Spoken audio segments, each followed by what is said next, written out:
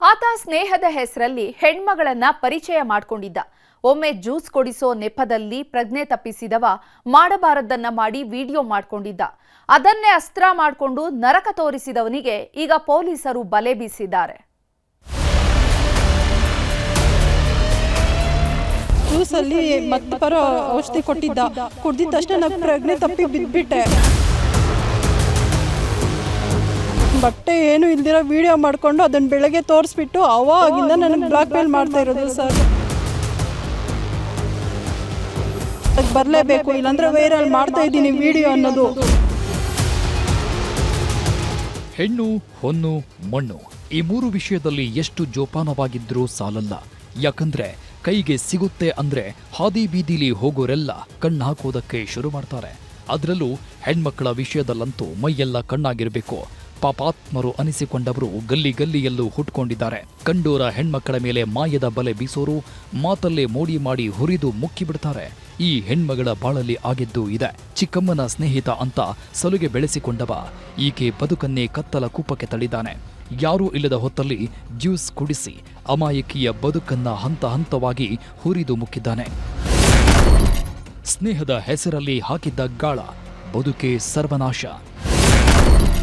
ಆಗಾಗ ಬಾ ಅಂತಿದ್ದ ಹೆಣ್ಮಗಳನ್ನ ಹುರಿದು ಮುಕ್ಕಿದ್ದ. ಈ ಹೆಣ್ಮಗಳ ಕಣ್ಣೀರಿಗೆ ಕಾರಣವಾಗಿದ್ದು ಇದೇ ಪಾಪಿ ನೋಡಿ. ಈಕೆಯದ್ದು ತಾನಾಯಿತು ತನ್ನ ಪಾಡಾಯಿತು ಅನ್ನೋ ಸಂಸಾರ. ಗಂಡ ಮಕ್ಕಳ ಜೊತೆ ನೆಮ್ಮದಿಯ ಬದುಕು ಕಟ್ಕೊಂಡಿದ್ಲು. ಶಿಡ್ಲಘಟ್ಟ ತಾಲೂಕಿನ ಈ ಹೆಣ್ಮಗಳು 1.5 ವರ್ಷದ ಹಿಂದೆ ಬೆಂಗಳೂರಿಗೆ ಬರೋದಕ್ಕೂ ಮೊದಲು ಎಲ್ಲವೂ ಚೆನ್ನಾಗಿಯೇ ಇತ್ತು. ಒಂದು ದಿನ ಬೆಂಗಳೂರಿನ ಕೆಂಗೇರಿಯಲ್ಲಿರೋ ತನ್ನ ಚಿಕ್ಕಮ್ಮನ ಮನೆಗೆ ಅಂತ ಬಂದಿದ್ಲು. ಆಗಲೇ ನೋಡಿ ಈತನ ಪರಿಚಯ ಆಗಿದ್ದು. ನಿಮ್ಮ ಚಿಕ್ಕಮ್ಮನ ಆತ್ಮೀಯ ಅಂತ ಫೋನ್ ನಂಬರ್ ತಗೊಂಡಿದ್ದವ ಅಸಲಿ ಆಟ ಶುರು ಮಾಡಿದ್ದ. ಈತನ ಹೆಸರು ರಮೇಶ್ ಅಂತ, ಮಂಡ್ಯದ ಕುಡುಗಬಾಳು ನಿವಾಸಿ. ಮೊಬೈಲ್ ನಂಬರ್ ತಗೊಂಡವ ಗುಡ್ ಮಾರ್ನಿಂಗ್ ಗುಡ್ ನೈಟ್ ಅಂತ ಬಣ್ಣದ ಮಾತಾಡೋದಕ್ಕೆ ಶುರು ಮಾಡಿದ್ದ. ಇವನ ಮಾತಿನ ಮೋಡಿ ಆಂಟಿಗೆ ಮಂಕು ಬೂದಿ ಎರಚಿತ್ತು. ಸ್ನೇಹಿತ ಅನ್ನೋ ಕಾರಣಕ್ಕೆ ಸಲುಗೆಯಿಂದ ನಡೆದುಕೊಳ್ಳೋದಕ್ಕೆ ಶುರು ಮಾಡಿದ್ಲು. ಆದ್ರೆ ಈತ ಮಾತ್ರ ಬೇರೆಯದ್ದೇ ಒಂದು ಸ್ಕೆಚ್ ಹಾಕಿದ್ದ. ಒಂದು ದಿನ ಕೋರ್ಟ್ ಕೇಸ್ ಇದೆ ಅಂತ ಬಂದ ಈ ಹೆಣ್ಮಗಳಿಗೆ ತಮ್ಮ ಚಿಕ್ಕಮ್ಮನ ಮನೆಗೆ ಹೋಗೋದು ಗೊತ್ತಾಗಿರಲಿಲ್ಲ. ಹೀಗಾಗಿ ಈತನ ಸಹಾಯ ಕೇಳಿದ್ಲು. ಬನ್ನಿ ನಾನಿದ್ದೀನಿ ಅಂತ ಜೊತೆಗೆ ಹೊರಟವ ಸೀದಾ ತನ್ನ ರೂಮ್ಗೆ ಕರ್ಕೊಂಡು ಹೋಗಿದ್ದ. ಬಣ್ಣ ಬಣ್ಣದ ಮಾತಾಡಿ ಕುಡಿಯೋದಕ್ಕೆ ಜ್ಯೂಸ್ ಕೊಟ್ಟಿದ್ದಾನೆ. ಏನೋ ಅರಿಯದ ಹೆಣ್ಮಗಳು ಪ್ರಜ್ಞೆ ತಪ್ಪಿ ಬೀಳ್ತಾ ಇದ್ದಂತೆ ಅಟ್ಟಹಾಸ ಮೆರೆದಿದ್ದಾನೆ. ಅಷ್ಟೇ ಅಲ್ಲ, ತನ್ನ ಪಾಪದ ಕೃತ್ಯವನ್ನ ವಿಡಿಯೋ ಮಾಡಿಕೊಂಡಿದ್ದ.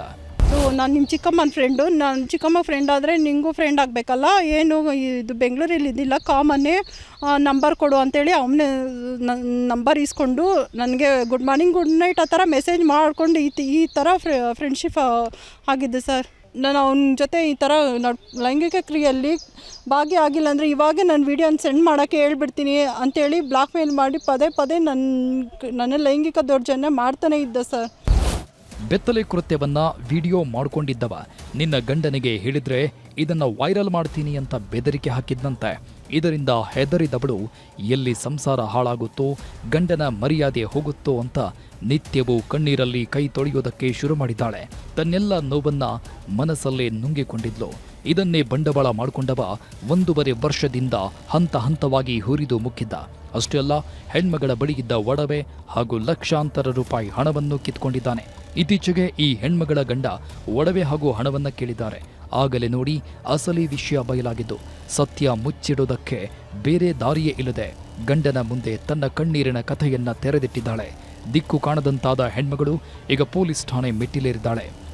ಜ್ಯೂಸ್ ಕೊಟ್ಟು ಆವಾಗಿಂದ ಈ ಥರ ನನ್ನ ಮೇಲೆ ಪದೇ ಪದೇ ಅತ್ಯಾಚಾರ ಮಾಡಿ ನನ್ನ ಕಿರುಕುಳ ಕೊಟ್ಟು ಮಾನಸಿಕವಾಗಿ ದೈಹಿಕವಾಗಿ ಅಲ್ಲೇ ನಡೆಸಿ ನನ್ನ ಹತ್ರ ದುಡ್ಡು ಒಡವೆ ಎಲ್ಲ ಕಿತ್ಕೊಂಡು ನನ್ನೇ ತಪ್ಪು ತಸ್ಥಳಾಗಿ ಒಂದು ಸಾಯಲು ಬದುಕಲುಬಾರ್ದು ಅನ್ನೋ ಹಂಗೆ ಮಾಡಿ ನಡು ಬೀದಿಯಲ್ಲಿ ಬಿಟ್ಬಿಟ್ಟಿದ್ದಾನೆ ಸರ್ ನನಗೆ. ಒಟ್ನಲ್ಲಿ ಹೆಣ್ಮಗಳ ಅಮಾಯಕತೆಯನ್ನೇ ಅಸ್ತ್ರ ಮಾಡಿಕೊಂಡವನಿಗೆ ತಕ್ಕ ಶಿಕ್ಷೆ ಆಗಬೇಕಿದೆ. ಕಂಡೋರ ಜೀವನದಲ್ಲಿ ಚೆಲ್ಲಾಟ ಆಡಿದವನಿಗೆ ಕಾನೂನಿನ ಪಾಠ ಕಲಿಸೋ ಕೆಲಸ ಆಗಬೇಕಿದೆ. Dattatreya M, news 18, Chikkaballapur.